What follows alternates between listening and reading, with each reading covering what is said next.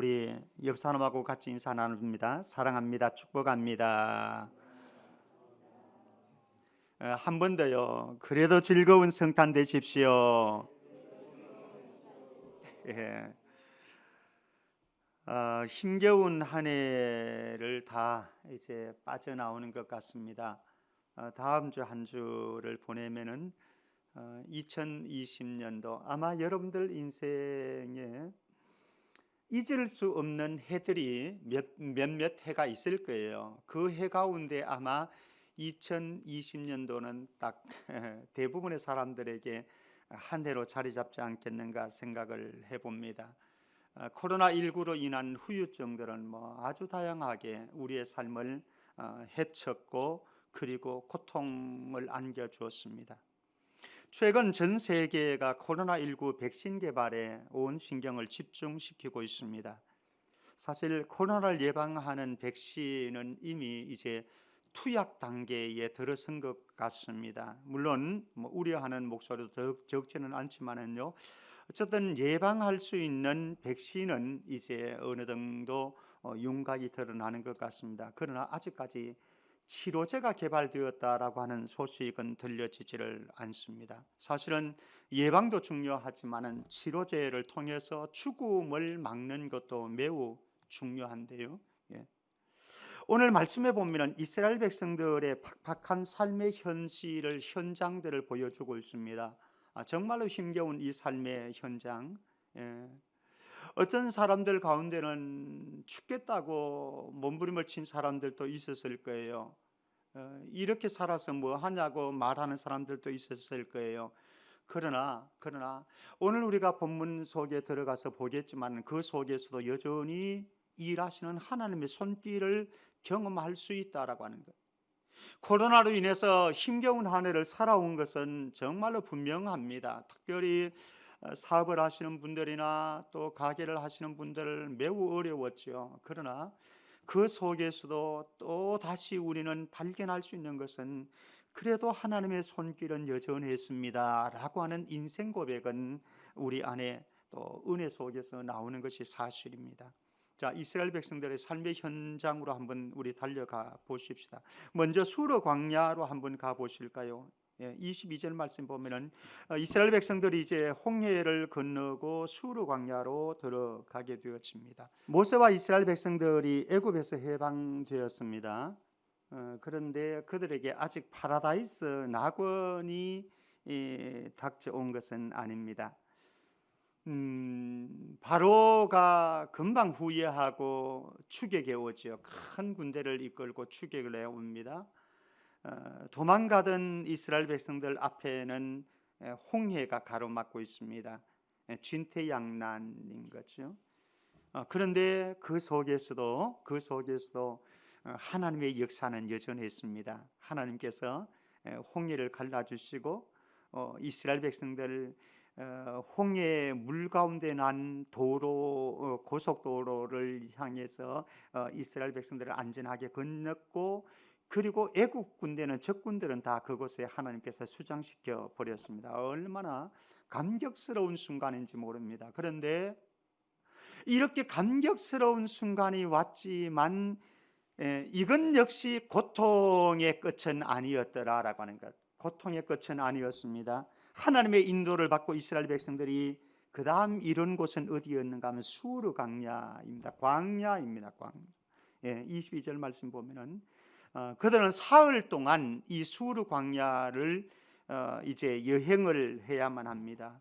그런데 사흘 동안 다니면서 광야에서 목이 말라서 갈증이 나서 죽겠는데 물을 찾을 수가 없었습니다.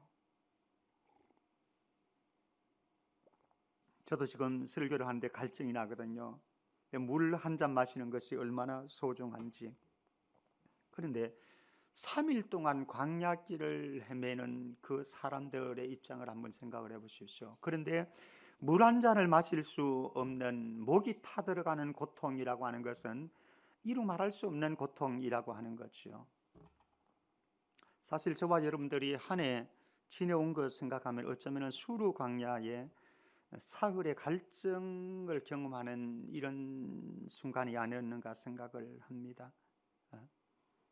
목이 말라서 갈증이 나서 아마 힘겨웠을 겁니다. 그런데 우리 기억할 것 있습니다.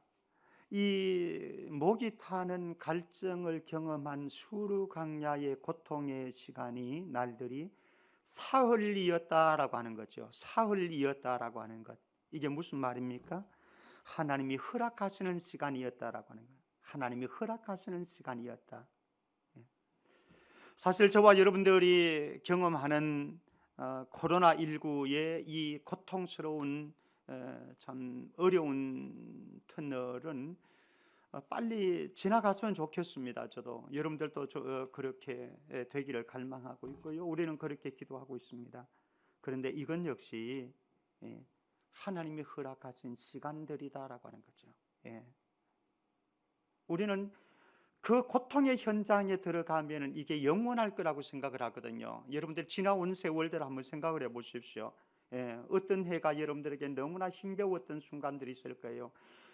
그런데 그 해는 하루가 왜 그렇게 길었는지, 한 달이 왜 그렇게 길었는지 진절이 처지도록 그렇게 참 길고 긴한 터널로 생각되어졌지만은, 그러나 지나고 나니까 하나님께서 허락하신 잠시 잠깐의 고난의 터널이었다라고 하는 것이 분명합니다.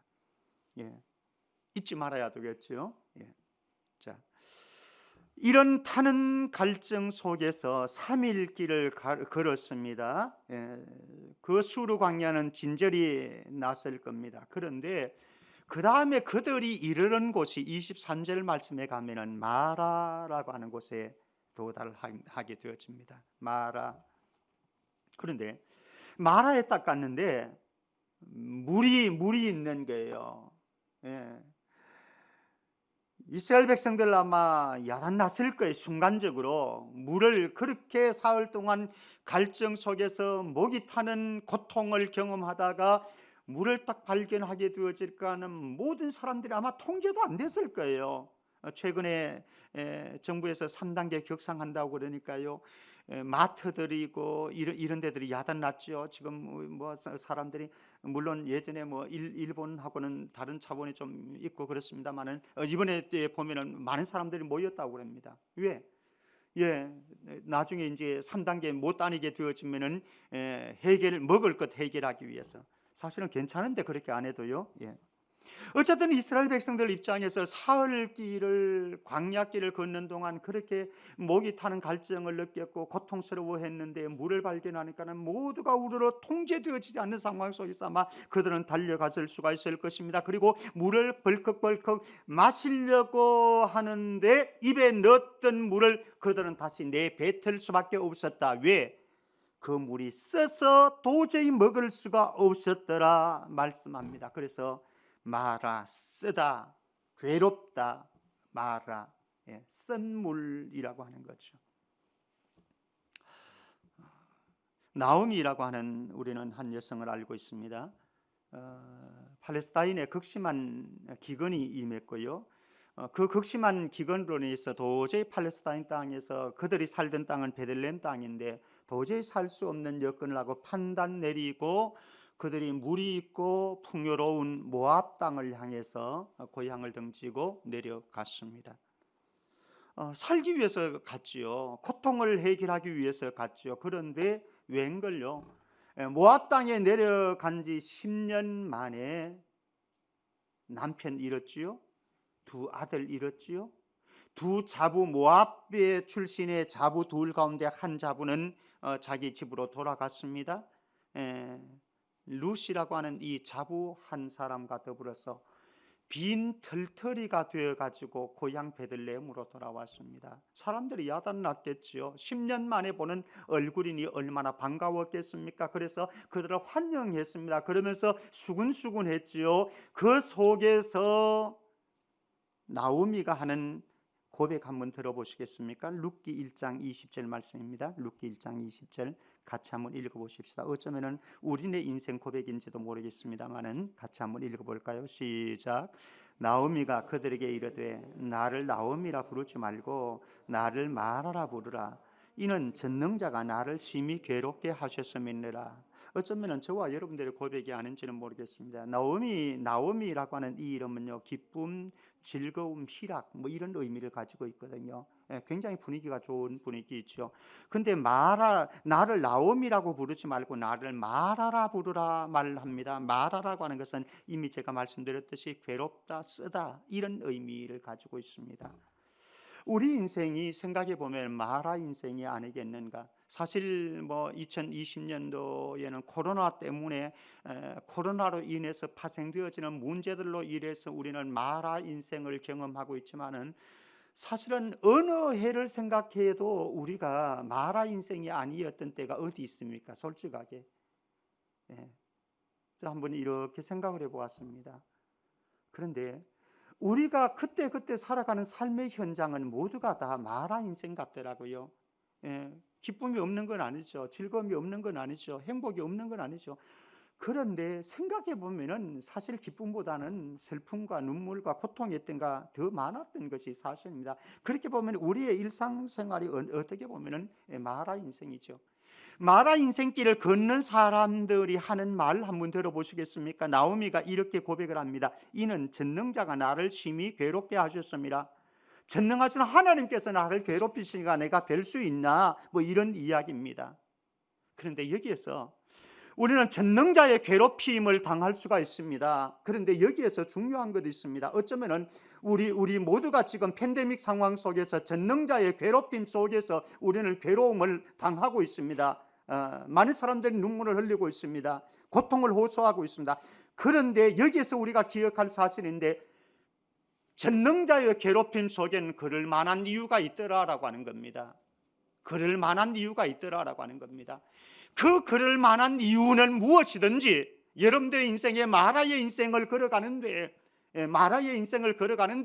그 속에서 우리 마음속에 피할 수 없는 감정과 생각이 몰려오는데 전능자가 나를 괴롭게 하는구나 라는 생각이 들어집니다. 그런데 분명한 것은 전능자의 괴롭힘 속에는 반드시 그럴 만한 이유가 있는데 중요한 것은 우리가 그럴 만한 이유가 뭔가를 찾는 거죠. 뭔가를 찾는 것입니다.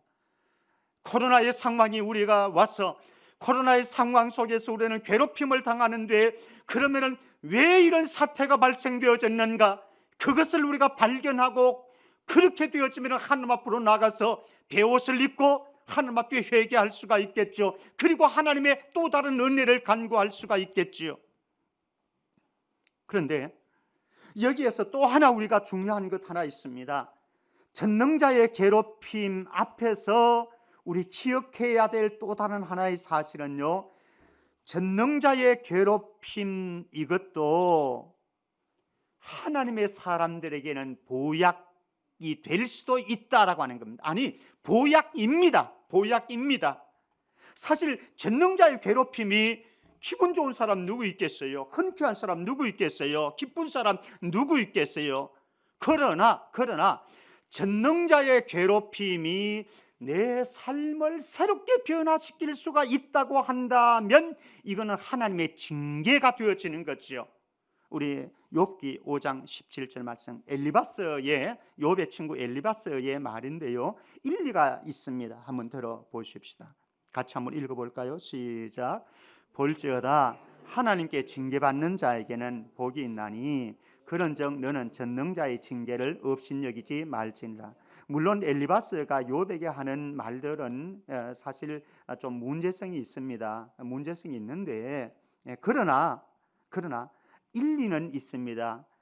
볼지어다 하나님께 징계받는 자에게는 복이 있나니, 징계받는데 그게 복이라고 말합니다. 너는 전능자의 징계를 업신여기지 말지니라. 왜? 복이니까. 사실 저와 여러분들도 하나님으로부터 괴롭힘을 당하는 징계인 거죠. 징계가 많습니다. 그런데 성경은 말합니다. 만약에 징계가 없다고 한다면은 그 자식은 자식이 아니다, 사생자이다 말씀합니다. 우리에게 다가오는 징계가 있을 때에 우리는 깊은 동굴로 들어가서 묵상을 해야 됩니다. 무엇을요? 왜 나에게 이런 일이 다가왔을까? 이 일 속에 하나님께서 무슨 계획을 가지고 계실까? 이 속에서 하나님께서 나에게 기대하시는 것은 무엇일까?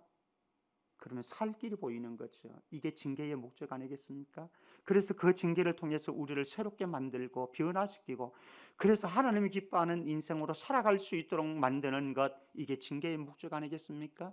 그래서 전능자의 괴롭힘은 복이 될 수도 있다라고 하는 사실. 예. 자, 이 마라의 썬물 앞에서 두 가지 패턴의 길을 우리는 보게 되어집니다. 24절과 25절 말씀 보면은요, 마라의 썬물 싫습니다. 그런데 이 앞에서 사람들의 반응은 두 가지 패턴의 길이 나옵니다. 자, 먼저 이스라엘 백성들이 선택한 길을 한번 보십시다. 24절 제가 보겠습니다. 백성이 모세에게 원망하여 이르되 우리가 무엇을 마실까? 사실 우리가 무엇을 마실까? 기본적인 인간의 욕구 아니겠습니까? 1차적인 욕구입니다. 먹고 마시는 것. 사실은 굉장히 중요한 거죠. 이것이 우리에게 결핍되었다라고 그럴 때에 우리는 힘들어집니다. 그리고 감정이 상해지기도 합니다. 그래서 자연스럽게 나오는 것이 무엇인가 하면 원망이고 불평이고 짜증입니다. 이스라엘 백성들의 선택은 이것이었습니다. 사실은 알고 보면 아담과 하와에게서 물려받은 DNA지요. 어쩌면 저와 여러분들에게도 아담과 하와에게서 물려받은 DNA이기 때문에요, 아주 자연스럽습니다. 아주 자연스럽게 나옵니다. 이거는 뭐 꾸미려고 하고 생각할 겨를도 없어요. 자연스럽게 우리가 마라의 썬물 앞에 딱 서게 되어지면, 그 고통 앞에 서게 되어지면 전능자가 나를 괴롭힌다고 생각하게 되어지고, 전능자의 괴롭힘 앞에서 우리는 자연스럽게 불평이 나고 원망이 나고 짜증스럽게 되어지고, 그래서 하나님을 향해서 항변하기도 하고 다른 사람들을 탓하기도 하고 책임 전가하기도 하고, 이게 아담과 하와의 DNA를 타고난 우리 인간들의 선택의 길일 것이다. 그런데 이것이 모든 사람들의 길은 아니다라고 하는 거죠. 원망과 불평의 길이 모든 사람들의 길은 아니고 또 다른 선택의 길도 있는데 한번 보실까요? 모세의 선택을 보십시다. 25절 상반절에 보면 모세가 여호와께 부르짖었더니, 모세의 선택은 달랐습니다. 모세의 선택은 원망과 불평의 길이 아니고 하나님께 부르짖음의 길들을 선택했다라고 하는 거예요. 부르짖음의 길. 사실 가만히 생각을 해보십시오. 모세가 이스라엘 백성들보다 훨씬 더 원망하고 불평할 수 있는 가능성은 훨씬 더 많을 겁니다. 적어도 하나님과의 관계 속에서 모세는 이스라엘 백성들을 이끄는 리더로, 지도자로 서고 싶지 않았습니다. 그래서 저항했습니다. 안 가겠다고 그랬습니다. 근데 하나님께서 강제로 밀어 넣어서 간 길 아닙니까? 내가 너를 통해서 내가 일하겠다라고 해서 모세는 들었었습니다. 근데 이게 뭡니까? 그리고 이스라엘 백성들과의 관계도 한번 생각을 해보십시오. 모세는요, 자신의 모든 영광을 다 누리고 권세를 누릴 수 있는 길들 다 포기하고 민족을 위해서, 이스라엘 동족을 위해서 일하기로 뛰어들었지만은 그러나 배신당했습니다. 그리고 도망자의 삶을 살았습니다. 미디안 광야에서 40년의 삶을 보냈습니다. 그리고 하나님께서 불러서 다시 민족 지도자로 세움받아서 길을 걷는데 백성들을 위해서 그는 모든 것을 희생하고 섬기는 길을 걸어갑니다. 그런데 백성들이 지금 그에게 대들고 있습니다. 원망하고 불평하고 있습니다. 당신 때문에 이렇게 되었다라고 말을 하고 있습니다. 그러니 모세의 심정은 얼마나 불평하고 원망스럽고, 그리고 얼마든지 그의 인생을 한탄할 수가 있을 겁니다. 그렇다고 해도 모세를 욕할 사람은 아무도 없을 거예요. 왜? 그 정도의 삶의 무게는 되어지니까. 그런데 놀라운 것은 모세가 선택한 것은 불평과 원망의 길이 아니었고 여호와께 부르짖음의 길이었더라라고 하는 거예요. 여호와께 부르짖음의 길이었더라. 예레미야 33장 3절 말씀 우리 같이 한번 보십시다. 예레미야 33장 3절 같이요. 시작. 너는 내게 부르짖으라. 내가 내게 응답하겠고 내가 알지 못하는 크고 은밀한 일을 내게 보이리라. 마라의 썬물이 없는 것 아닙니다. 마라의 썬물은 있지요. 그러나 마라의 썰물이 있을 때에 여러분들 어떤 반응을, 어떤 길을 선택할 것인가? 이스라엘 백성들처럼 원망하고 불평하는 인생길을 선택할 것인가? 그래서 우리의 인생길을 망칠 것인가? 아니면 모세처럼 하나님을 향해서 부르짖고 하나님의 도우심을 간구하는 여호와께 부르짖음의 길들을 선택할 것인가? 그런데 놀라운 것은 왜 이렇게 여호와께 부르짖는 길을 선택하게 되어집니까? 사람에게는 길이 없어도 주님에게는 길이 있다고 하는 사실을 믿기 때문에, 사람은 해법을 몰라도 주님은 해법을 아신다고 믿기 때문에, 그래서 다른 것 하지 아니하고 하나님 앞에 부르짖는 길로 나아가는 거죠. 하나님 도와주십시오. 하나님 은혜를 베풀어 주십시오. 우리에게 긍휼을 베풀어 주십시오. 근데 놀라운 것은 그렇게 부르짖을 때에 하나님께서는 반드시 응답해 주시고 길을 열어 주신다는 사실입니다. 신년 들어서 우리는 153 신년 기도회로 들어가려고 생각을 하고 준비하고 있습니다. 하루 5분씩, 매일 하루 5분씩 3회 기도, 아침, 점심, 저녁, 5분 기도하자라고 하는 걸, 기도하는 시간을 확보하자라고 하는 겁니다. 딱 5분이 아니고, 아침, 저녁, 아침, 점심, 저녁 3회 하자라고 하는 것은 어쨌든 우리의 순간순간을 기도하는 시간으로 확보하자, 이런 의미입니다. 꼭 점심시간이 아니어도 좋고요, 아침 시간이 아니어도 좋습니다. 어쨌든 우리가 하나님 앞으로 나아가서 기도하는, 그래서 하나님이 도우시지 아니하시면 우리는 마라의 썰물을 감당할 힘이 없기 때문에 이 고통 속에서 우리가 할 수 있는 길이, 이 민족이 당하는 아픔과 고통 속에서, 이 정치적인 혼돈 속에서, 경제적인 어려움 속에서, 팬데믹의 위험 속에서 우리가 할 수 있는 것은 아무도 없기 때문에 그저 하나님 앞에 나가서 하나님 앞에 부르짖겠습니다. 하나님 우리에게 길을 열어주십시오. 사실 2021년도에 누가 장담할 수 있겠어요? 아무도 장담할 수 없는 한 해지만은, 그러나 우리가 하나님 앞에 무릎 꿇고 여전히 여호와께 부르짖을 때에 어떤 일이 벌어지는가? 25절 계속해서 말씀합니다. 한번 보십시다. 하나님은 기도하는 자에게 어떤 변화를 일으켜 주시는지 25절 제가 보겠습니다. 모세가 여호와께 부르셨더니 여호와께서 그에게 한 나무를 가리키시니 그가 물에 던지니 물이 달게 되었더라. 거기서 여호와께서 그들을 위하여 법도와 율례를 정하시고 그들을 시험하실세. 여호와께 부르짖는 모세에게 하나님께서는 한 나무를 가르쳐 주셨습니다.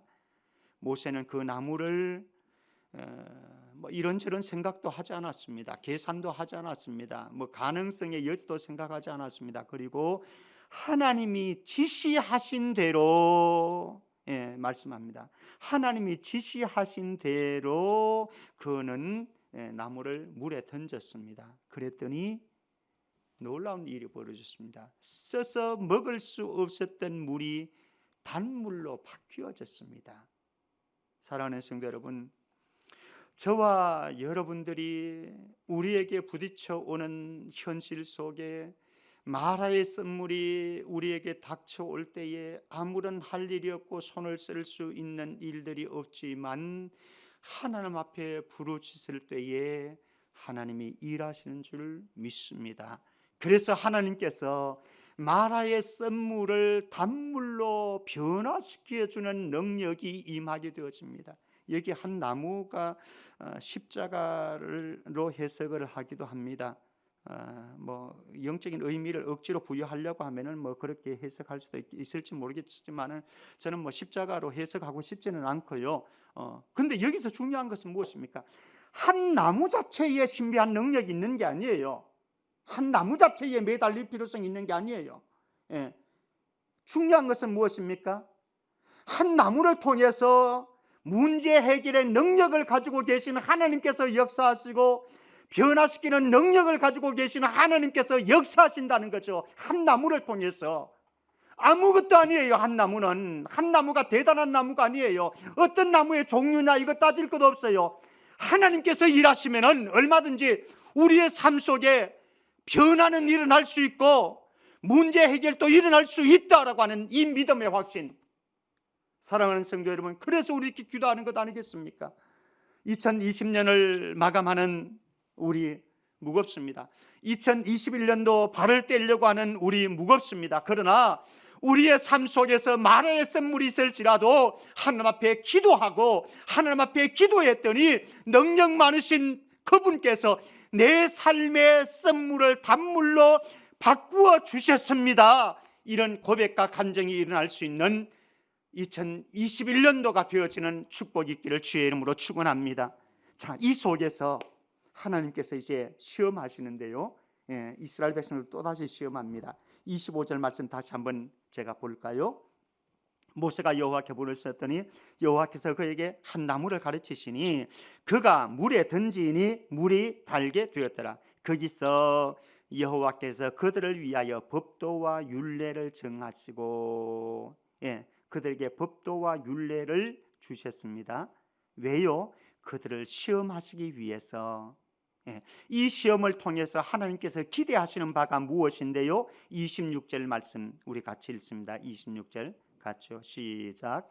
이러시되 너희가 너희 하나님 나 여호와의 말을 들어 순종하고 내가 보기에 의를 행하며 내 계명에 귀를 기울이며 내 모든 규례를 지키면이라고 하는 겁니다. 주님이 지금 시험하는데요, 주님이 기대하시는 바는 여호와의 말을 들어 순종하고 내가 보기에 의를 행하고, 사람들이 보기에가 아닙니다. 세상 앞에서가 아닙니다. 내가 보기에 의를 행하고 바른 길을 행하라는 겁니다. 내 계명에 귀를 기울이고 내 모든 규례를 지키면 이렇게 살라는 겁니다. 이렇게 살라는 겁니다. 혹시 저와 여러분들 2020년도에 이렇게 살지 못했다고 한다면, 이렇게 살지 못한 우리의 삶을 돌아보면서 회개하는 은혜가 있기를 바랍니다. 돌이키십시다. 돌이키십시다. 하나님께서 우리에게 경고의 사인을 주시는데도 불구하고, 하나님께서 우리를 징계하시는데도 불구하고 우리가 깨닫지 못하고 변화되지 못하고 돌이키지 못하게 되었으면 그때는 우리는 끝나는 거죠. 끝나는 거죠. 자, 그런데 여기에서 중요한 게 있습니다. 하나님께서 우리를 시험하시는데 이 시험을 통과하게 되어지면 어떤 일이 벌어지는가? 축복의 문이 열려지는데요, 26절 하반절 계속해서 보겠습니다. 귀를 기울이며 내 모든 규례를 지키면 내가 애굽 사람에게 내린 모든 질병 중 하나도 너희에게 내리지 아니하리니. 질병을 내리지 않겠다고 말씀합니다. 그리고 질병을 내릴지라도 나는 너희를 치료하는 여호와입니다. 하나님께서 치료하시겠다라고, 하나님께서 치료하시겠다라고. 저와 여러분들도 광야길을 걸을 수 있습니다. 2020년도에도 그렇고요, 2021년도에도 우리는 분명히 광야길 걸을 거예요. 그 길을 걸으면서 우리는 타는 듯한 목마름을 경험하게 되어질 겁니다. 분명히 그럴 거예요. 그리고 때로는 쓴 물을 마셔야 되는 순간도 다가올 거예요. 그러나 그 속에 우리의 중요한 확신이 있습니다. 우리의 모든 문제의 해결자가 계십니다. 우리의 모든 질병의 치유자가 계십니다. 주님 계시면 되는 거죠. 주님 계시면 되는 거죠. 2021년도에 저와 여러분들이 치유받아야 될 영역들이 있습니다. 첫 번째는 주변 환경과 문제입니다. 주변 환경, 홍해일 수도 있습니다. 수르광야의 갈증일 수도 있습니다. 마라의 쓴물일 수도 있습니다. 그것이 어떤 것일지라도 주변 환경과 문제일 수도 있습니다. 그리고 우리 많은 성도들 가운데 육체의 질병에 치유받아야 되는 분들도 많이 있습니다. 그리고 또 중요한 건 마음과 생각과 정신의 치유가 필요합니다. 마음의 치유, 생각의 치유, 정신의 치유, 그리고 마지막으로 영혼의 치유가 필요합니다. 사실 이스라엘 백성들에게 무엇보다 소중한 것은요, 마음과 생각의 치유입니다. 지금 그들은 현실이 있습니다. 현실이 있습니다. 마라의 쓴물이 있습니다. 타는 듯한 목마름이 있습니다. 정말 죽을 지경이죠. 현실입니다. 그런데 이 현실을 해석하는 그들의 마음이 어떤 것이냐, 그들의 정신이 어떤 것이냐, 그들의 생각이 어떤 것이냐, 이게 중요한 거죠. 사실 그들에게 이런 고통스러운 현실이 있다고 하는 사실보다 더 중요한 것은, 만약에 그들이 주님이 기뻐하는 믿음의 마음만 있다고 한다면, 건전한 생각만 있다고 한다면요, 그 현실 속에서 하나님이 기뻐하시는 길들을 찾아갈 수 있었을 것이고요, 하나님께서 기뻐하는 저 길을 찾아간다고 한다면 하나님께서 그들의 삶을 형통하게 인도하시지 않겠습니까? 근데 문제는 그들의 마음이 삐뚤어져 있어요. 그들의 정신이 삐뚤어져 있어요. 그들의 생각이 병들어져 있어요. 그러니까 현실을 해결할 능력이 없는 거죠. 아니, 현실 속에서 현실을 해결할 수 있는 하나님과 거리가 멀어지는 거죠. 이게 우리의 고통 아니겠습니까? 정말로 필요한 것은 우리의 마음과 우리의 생각과 우리의 정신이 다시 고침받는 거예요. 2021년도에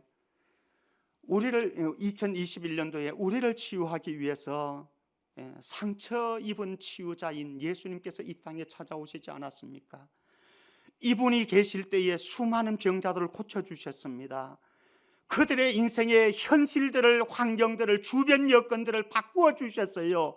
그리고 그들의 마음도 고쳐주셨습니다. 그들의 생각도 변화시켜 주셨습니다. 이 예수님께서 저와 여러분들의 성탄에 찾아오신 주님이어서, 이 성탄하신 상처 입은 치유자 예수님께서 저와 여러분들을 치유해서 2021년도에는 더 멋있고 아름다운 인생길, 치유받은 하나님의 백성으로 믿음의 길 걸어갈 수 있기를 주의 이름으로 축원합니다. 조금만 더 엘림이 있습니다. 조금만 더. 하나님은 때때로 21년도에도요 광야길을 우리에게 허락하실 거예요. 타는 목마름이 다가올 거예요. 쓴물이 있어서 마시기 힘들 거예요. 그런데 조금만 더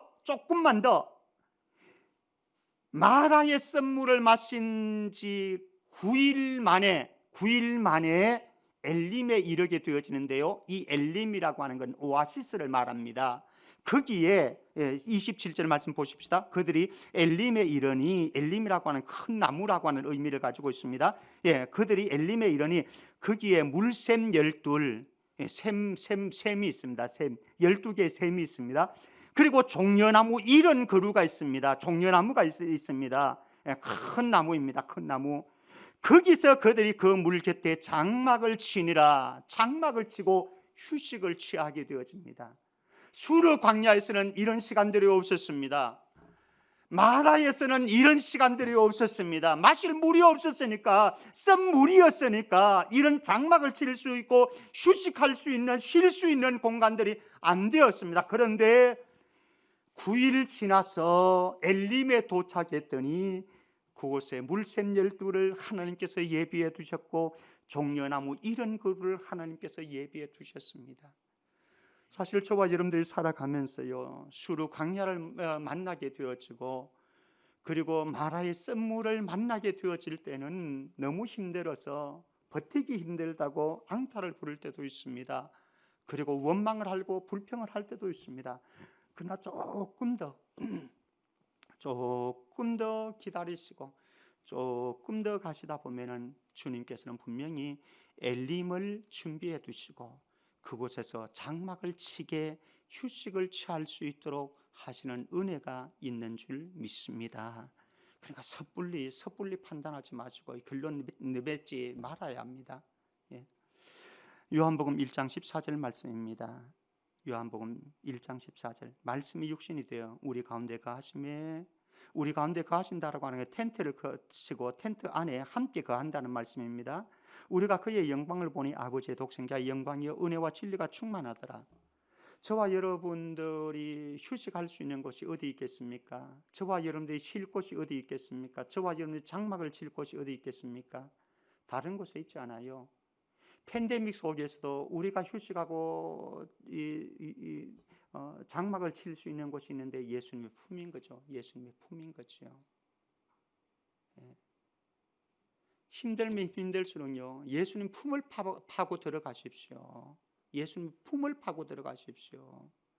가족들 안에도 힘들면 힘들수록 자꾸 뛰쳐나가는 사람들이 있어요. 그거 안 됩니다. 힘들면 힘들수록요, 엄마의 품속으로 찾아 들어가고 아빠의 품속으로 찾아 들어가고 가족 간에 하나가 되어져서 그렇게 헤쳐가야 되는 거거든요.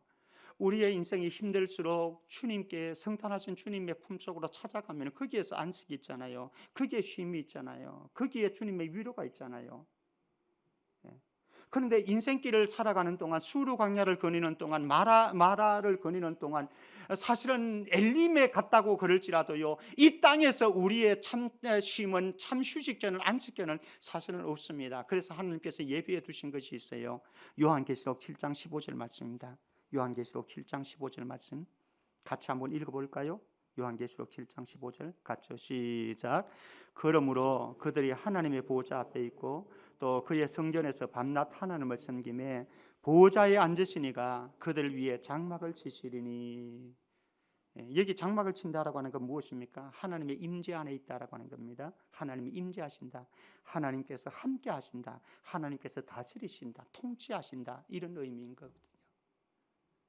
2020년 기가 막힌 한 해를 건너왔습니다. 홍해를 건너는 순간들이었을 수도 있고요, 수르의 갈증을 느끼는 순간들이었을 수도 있고요, 마라의 쓴물을 마셔야 되는 그런 순간들일 수도 있었습니다. 고생 많았습니다. 참 수고 많았습니다. 감사합니다. 그러나 이 속에서도 여전히 낙심하지 아니하고 불평과 원망의 길을 선택하지 아니하고 여호와께 부르짖음의 길을 선택해 오신 여러분들을 격려하고 축복하고 그리고 응원의 박수를 보냅니다. 2020년도 우리는 달려가야 되는데 내다보면은요, 엘림이 안 보이는 것 같습니다. 엘림이 안 보이는 것 같아요. 그러나 분명히 엘림은 준비되어 있다고 하는 사실을 기억하시고요, 그곳에서 주님께서 우리를 쉴 수 있도록 장막을 쳐주실 것도 기대하시고요, 아니 이 땅에서 21년도에도 2021년도에도 그렇게 만족할 만한 파라다이스는 장막 칠 곳은 없을 수도 있습니다. 그러나 우리에게 소중한 것 있는데, 예수님께서 예비해 놓으신 저 하늘과 새 하늘과 새 땅이 우리에게 있기에 여전히 소망을 가지고 힘들면은 더 부르짖고 힘들면은 힘들수록 더 주님의 품으로 파고들어서 주님에게서 위로받고 힘과 용기를 얻어서 다시 일어나서 걷고 걸어서 저 영원한 하나님의 나라의 승리자로 나아가는 그 순간까지 2021년도에도 함께 승리해 갈 수 있기를 주님의 이름으로 축원합니다. 기도합니다. 하나님 아버지, 홍해를 만났습니다. 수르 광야의 갈증도 경험했습니다. 마라의 쓴물도 경험했습니다. 그러나 엘림이 기다리고 있었습니다. 하나님, 우리가 원망하고 불평하는 길을 선택하지 아니하고 하나님께 간구하고 부르짖는 길을 선택해서 하나님이 역사하시는 변화를 일으키시고 치유해 가시고 회복시키는 능력들을 경험하는 우리 온 성도들 다 되게 해 주옵소서. 2020년도 힘겨웠습니다. 2021년도도 힘겹게 살아가야 될 현실일 것입니다. 그러나 두렵지는 않습니다. 불안하지는 않습니다. 하나님이 함께 할 것이기 때문에 그렇습니다. 치유하시는 주님이 계시기 때문에 그렇습니다. 주님과 함께 동행할 수 있는 2021년도 되게 하여 주옵소서. 거룩하신 예수님 이름으로 기도합나이다. 아멘.